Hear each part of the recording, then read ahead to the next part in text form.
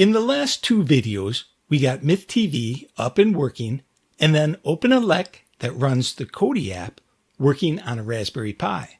In this video, we are going to go over some very basic how to use items for MythTV and Kodi. I'm going to start off in the MythTV front end, and at the top, we see the media library.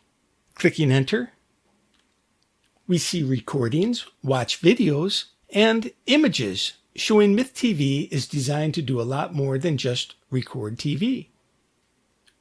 Back at the main menu, we have Manage Recordings.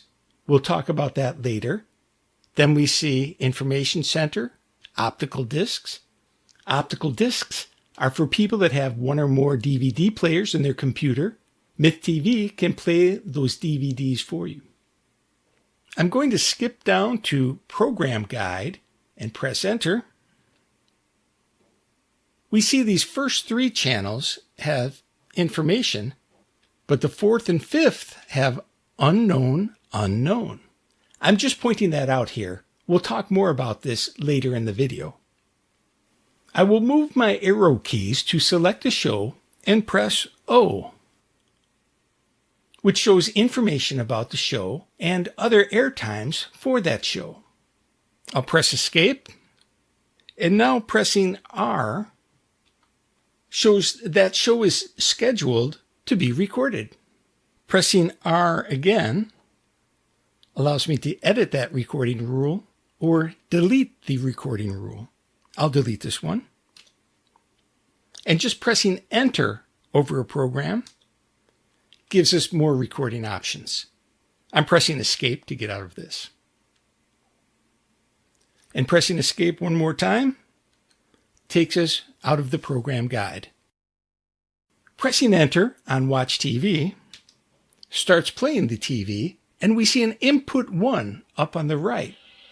That Input 1 is the tuner card that it is playing from. In the first video, we saw the default name was Input 1, and I did not change that. That is what that Input 1 means. And I've muted the TV, so I'm not talking over the TV show audio.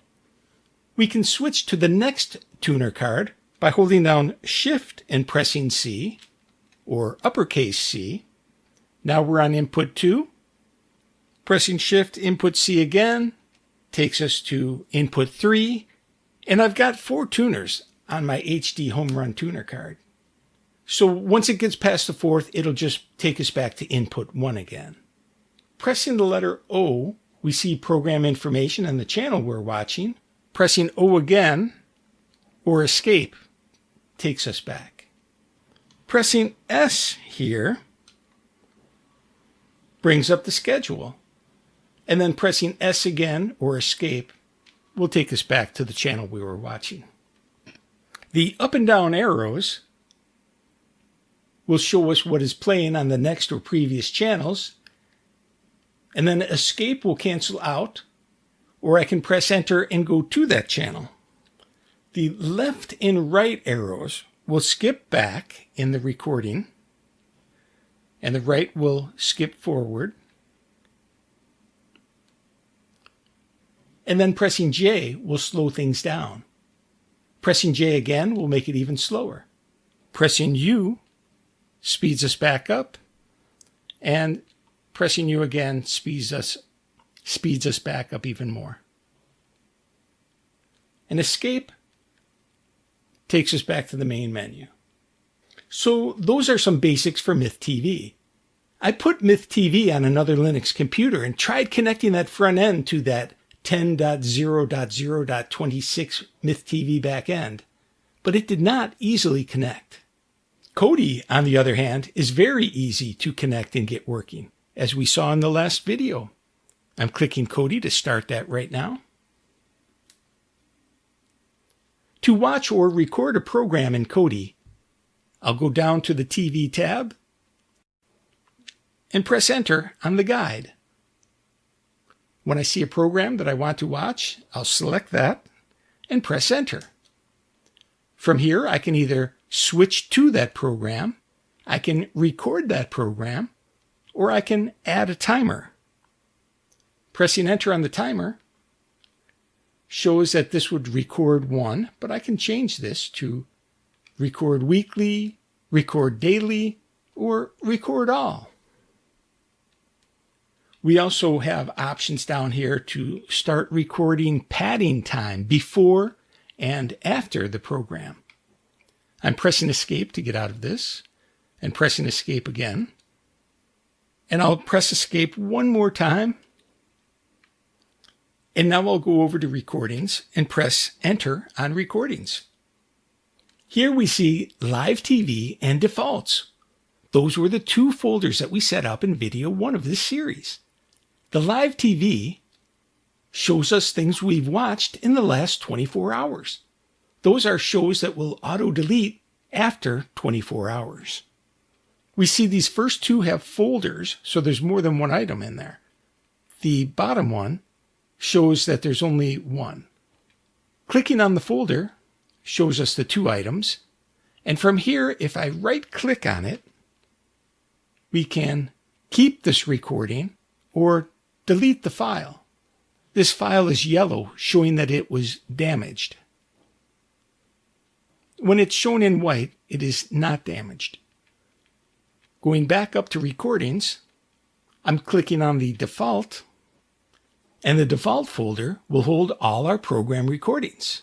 If there's more than one, we'll have a folder, and down below the folders, we show the single recordings. In the bottom right here, we see that we have 3.3 terabytes still free of the 3.58 terabytes available. Now we see here these recordings are in white, so these are good. I'm clicking escape to go back.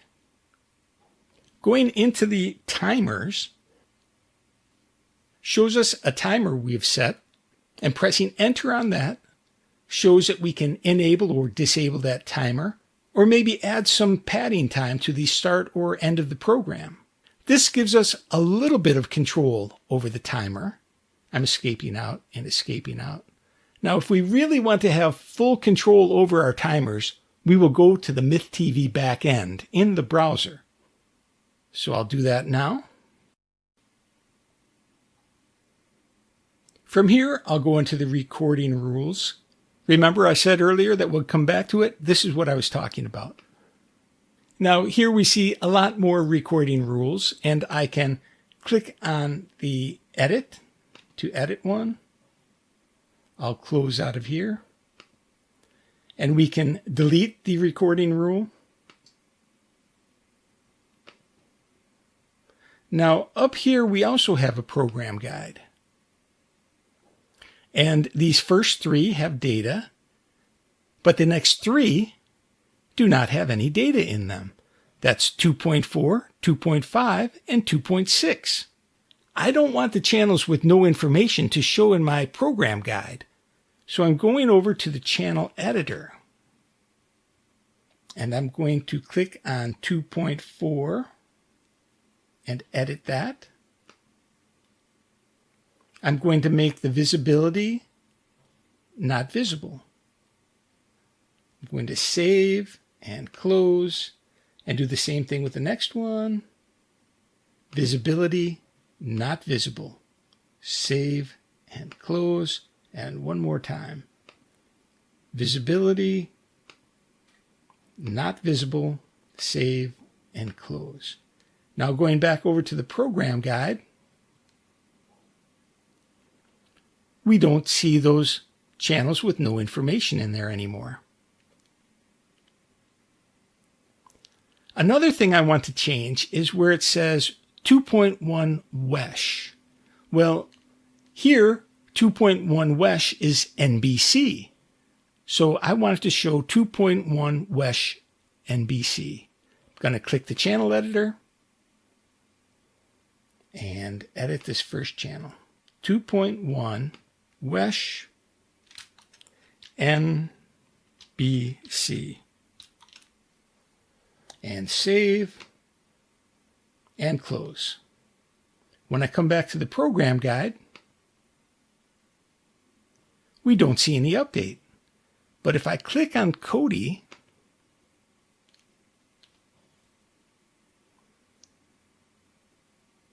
and go down to TV.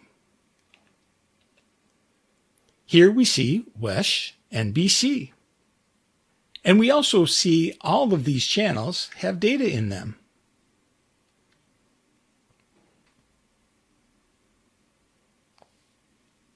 The last thing I want to talk about in this video is recordings. These are all of our recordings. Some of these have the warning triangle here showing that that recording is damaged. Sometimes things don't record well, especially if the station does not tune in well. This top one here is not damaged. I'm going over to the right and I'm going to download the recording.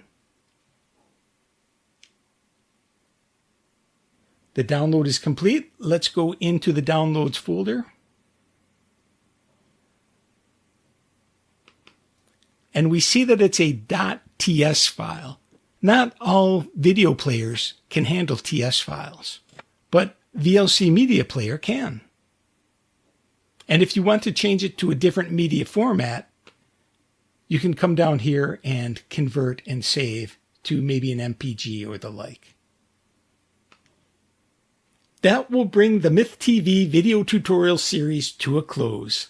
The next video will be the entire MythTV tutorial series all in one video, and then we'll be starting a new video tutorial series on a totally new topic.